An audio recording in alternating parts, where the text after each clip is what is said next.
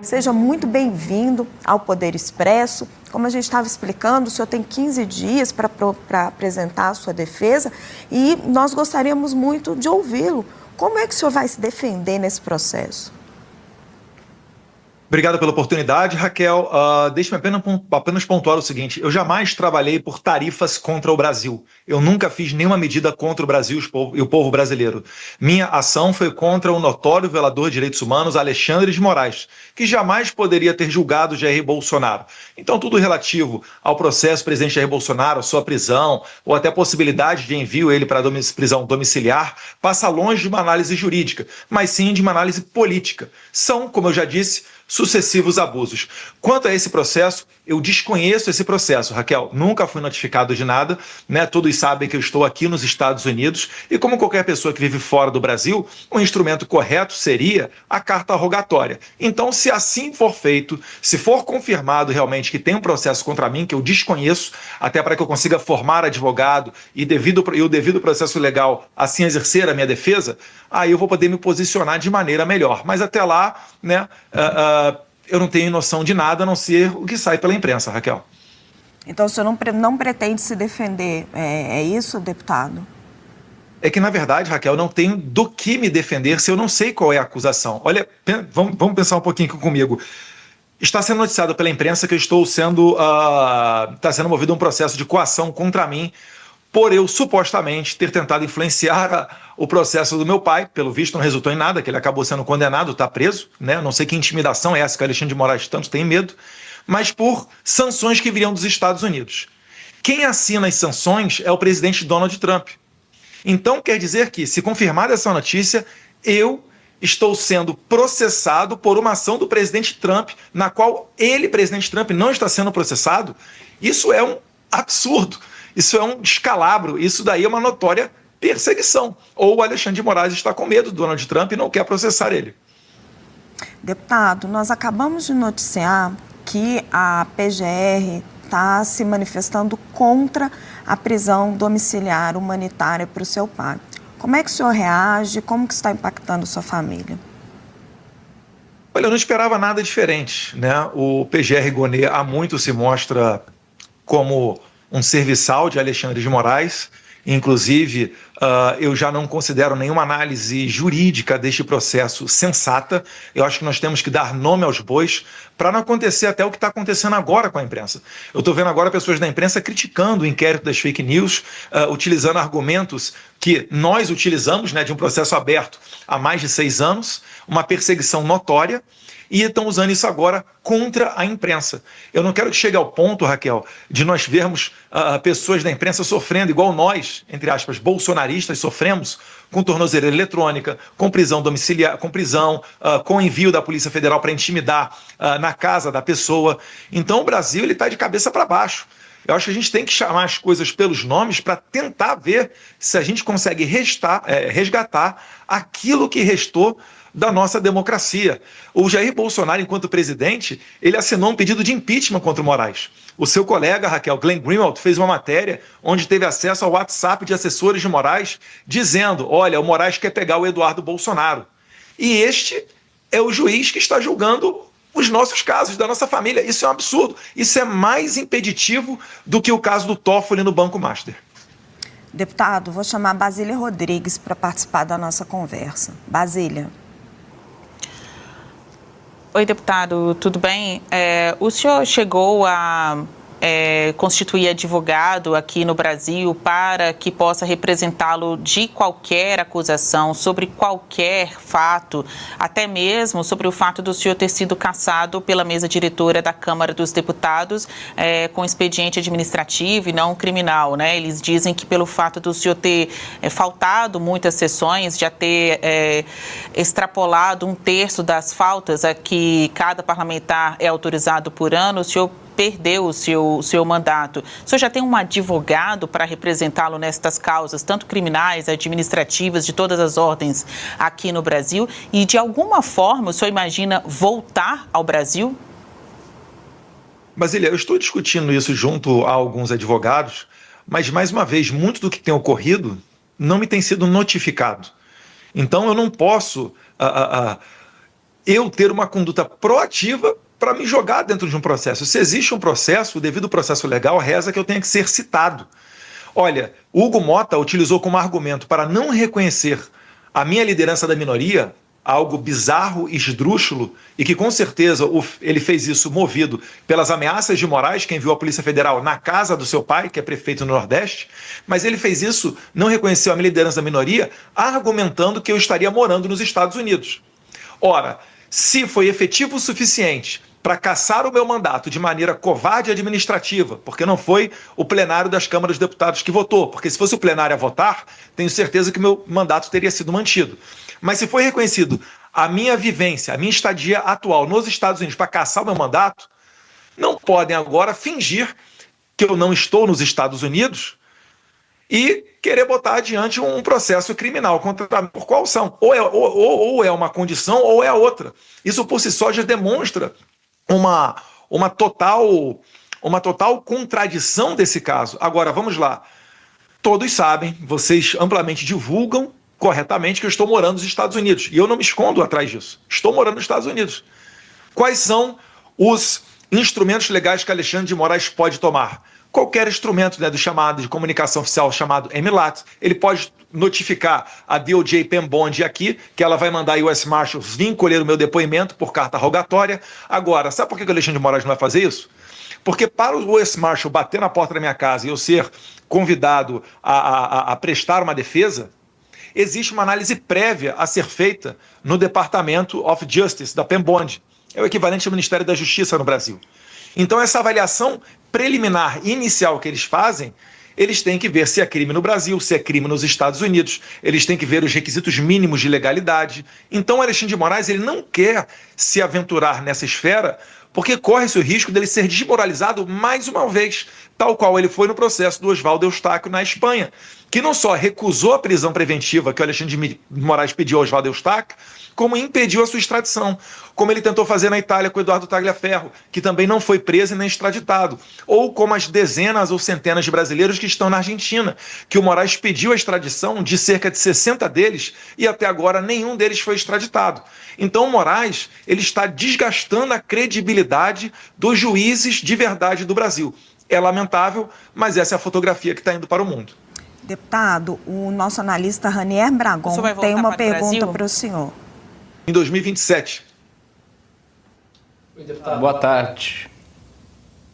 Oi, deputado, boa tarde. Eu queria falar justamente sobre a eleição.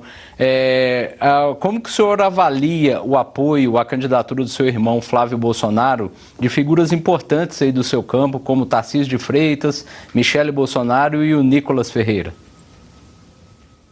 Perfeito, Daniel. Eu acho que o apoio está aquém do desejável. Eu acho que pessoas que foram eleitas ou estão debaixo do guarda-chuva de Jair Bolsonaro, se dizem seguidoras das suas ordens e determinações, deveriam ter com mais afinco se dedicado à campanha do Flávio. Eu só excetuo o governador Tarcísio, que ele já fez algumas declarações públicas e em entrevistas, inclusive falou que está apoiando a campanha do Flávio, mas os demais eu realmente não consigo compreender. Eu vi duas declarações do deputado Nicolas Ferreira, pessoa que eu respeito muito, e não consegui compreender o que é sentar e negociar para ver aí para o projeto, como ele diz, para o projeto, ao invés de ser um projeto do Flávio, ser o nosso projeto. Pois bem, me causou estranheza. Mas eu acho também que naturalmente, aos poucos, essas pessoas naturalmente elas vão embarcar na campanha do Flávio. Eu acho que quase que no movimento natural, né, vão gravitacionar na campanha do Flávio, que é uma campanha para valer, né? Já é uma campanha que já se mostrou robusta, competitiva, já foi ao exterior, foi recebido por chefes de Estado do Bahrein, de Israel, tem contato com outros chefes de Estado, está bem articulado no Brasil, inclusive tenho que admitir que esse é um ponto que o Flávio, na minha opinião, ele faz até melhor do que o Jair Bolsonaro, né, que é essa comunicação com pessoas de outro partido, etc. Então eu acho que é uma candidatura cada vez mais robusta e assim que continuar nessa entoada, não haverá alternativa para os outros senão acoplar a campanha do Flávio Bolsonaro. Eu só acho que só não é muito inteligente esperar um momento futuro para fazer isso, porque vai ficar notório que eles vão fazer não por uma questão de princípios, mas por uma questão eleitoral, pensando em suas próprias eleições. Se forem um pouquinho mais sagazes, acredito que eles, o quanto antes, farão apoios efusivos nesse sentido. Deputado, deixa eu só esclarecer um ponto que ficou no finzinho da resposta da Basília. O senhor pretende voltar para o Brasil em 2027, é isso? Depois do resultado das eleições? Com a eleição do Flávio Bolsonaro, que eu tenho certeza que vai colocar adiante uma anistia, não só para o Jair Bolsonaro, mas para todos os envolvidos no 8 de janeiro, que jamais deveriam ter pisado numa delegacia de polícia, aí sim nós estaremos com tranquilidade jurídica para retornar ao Brasil. E na resposta para o Raniero, o senhor falou muito especificamente do Nicolas, mas sobre Michele? Não, o Nicolas e Michele estão jogando o mesmo jogo, né? Você vê que um lado a lado compartilha o outro e se apoia o outro na rede social, só estão com uma amnésia aí, talvez, né? Não sei por qual motivo. A melhor pergunta é perguntar a eles, eu não quero gerar mais polêmica, mas eu acho que todo mundo está vendo o que está acontecendo, né? O Nicolas está no seu primeiro mandato de deputado federal e é muito simples, né? Tanto ele, até a Michele que não tem mandato, é muito simples você enxergar o cenário. A eleição está polarizada. Vai ser Flávio Bolsonaro contra Lula. Você não precisa sentar com Flávio Bolsonaro para ver o que o Flávio Bolsonaro tem a propor, né, para qualquer área que for, para você embarcar. Mas a Michele também sofre dessa amnésia? Com certeza, né? Eu não estou vendo ela apoiar o Flávio Bolsonaro. Eu não estou falando, eu estou falando alguma surpresa aqui. Ninguém precisa. Não é o caso de vocês, por favor, tá, Raquel? Não estou me dirigindo a senhora, não. Mas não é para escandalizar ninguém. Eu, pelo menos, não vi nenhum apoio da Michele, nem um post a favor do Flávio. Ela compartilha o Nicolas a toda hora. Não sei o que está faltando. Tem que ser uma pergunta a ser feita para ela. Deputado, nossa Natália Fruet tem uma pergunta para o senhor. Oi, deputado, boa tarde. O senador Flávio Bolsonaro tem sido elogiado por integrantes do Centrão, inclusive o senador Ciro Nogueira, dizendo que o tom mais moderado do discurso dele aproxima o senador de uma aliança com o PP, com a União Brasil, com esses partidos tradicionais de centro. Inclusive, Ciro Nogueira dizendo que se o tom moderado permanecer durante os próximos meses, ele pode estar compondo na chapa de Flávio Bolsonaro. O senhor acredita que esse tom moderado é o que vai dar gás para a campanha e as críticas ao Supremo não vão acontecer para garantir esse apoio do Centrão ou não? Olha, Natália, quando a gente entra no período eleitoral, né, é claro que é um período sensível. O Brasil ele não vive uma normalidade democrática. Né, o que ocorreu em 2022, onde até eu, deputado federal, fui obrigado a pagar posts onde você relacionava o Lula com o Nicolás Maduro ou com o Daniel Ortega, a gente não pode admitir que isso aí seja normal. Vale lembrar que o Elon Musk, ao entregar os e-mails que o Twitter trocou com a Suprema Corte do Brasil e o TSE, quando ele entregou esses e-mails ao Congresso Nacional dos Estados Unidos, foi descoberto ali as ordens secretas de Moraes para bloquear perfis. Você, depois da eleição, tem o próprio ministro Barroso, ex-ministro do STF Barroso, confessando que ele pediu ajuda ao State Department para garantir a eleição brasileira, ou seja lá o que for, né, que ele imaginou. E ninguém falou que isso aí foi atentado contra a soberania. Mas isso daí demonstra, Natália, que nós temos que pisar em ovos. Né? Eu conheço o Flávio, eu sei do seu caráter, conheço os seus princípios, ele é deputado estadual desde 2002 e ele é muito articulado. É claro, cada um vai ter um perfil. O Jair Bolsonaro vai ter o perfil dele, o Flávio vai ter o seu próprio, eu, por consequência, o meu. Então, eu acho que essa fala mais moderada é algo próprio do Flávio. Eu não estou vendo ele ser uma versão daquilo que ele não é para tentar ser eleito. E é claro que com uma fala mais moderada, ele consegue mais facilmente atrair, né, o contato e até o eventual apoio desses partidos de centro. Então, acho que isso daí é saudável e ele deve manter esse tom até a eleição, com certeza. César Feitosa tem uma pergunta para o senhor, só vou pedir para ser curtinho, que o nosso tempo está quase acabando. César, por favor.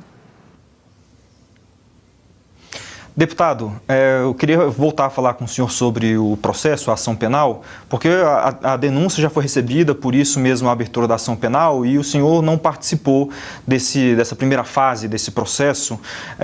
A Defensoria Pública da União acabou representando o senhor. Eu gostaria de saber se alguém da DPU chegou a procurar o senhor, mandou mensagem, e-mail, para te informar sobre esse processo e procurar mais informações junto a você, e também se você considera a possibilidade de ser julgado à revelia no Supremo Tribunal Federal. Se sim, qual que seria o caminho aí? Você tentaria procurar uma nulidade do processo mais para frente? Vamos lá, por que eu seria julgado à revelia se todo mundo sabe que eu estou nos Estados Unidos? O Moraes, ele é uma pessoa que desconhece o instrumento da carta rogatória. A carta rogatória existe para casos iguais ao meu.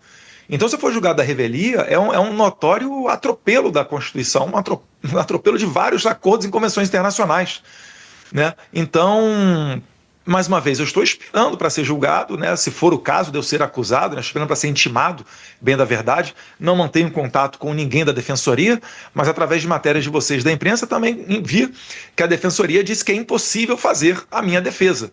Será que vão condenar um deputado federal, ex-deputado federal, né, sem direito à defesa? Será que vão tratar com naturalidade mesmo um caso desses? Porque a intimação não é só para eu saber se existe ou não um processo. É para saber se eu figuro como testemunha, se eu figuro como acusado, quais são os crimes, quais são os artigos que estão imputando contra mim. E aí eu posso eu posso chamar um advogado para me defender, um especialista da área que vai fazer a defesa corretamente. Isso daí é porque a gente não vive mais o tempo da barbárie. A isso se chama devido processo legal. Nós não, ou então se esqueceu disso e a gente está vivendo numa notória ditadura, não tem como chamar outro nome. Então, da minha parte, com relação à defensoria, seria essa a questão.